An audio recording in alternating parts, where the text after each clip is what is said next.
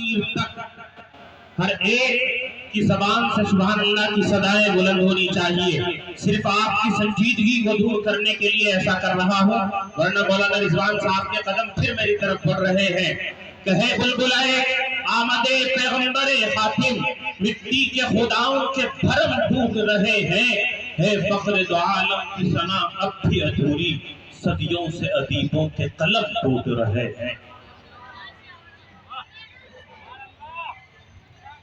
آدھے جاگے ابھی آدھے بھی سو رہے. صدیوں سے دوبارہ ہے بلبلائے آمد پیغمبر خاتم، مٹی کے خداؤں کے بھرم ٹوٹ رہے ہیں. ہے فخر دو عالم کی ثنا اب بھی ادھوری، صدیوں سے ادیبوں کے قلم ٹوٹ رہے ہیں. بہرحال قلت وقت دامن گیر ہے پروگرام کی کارروائی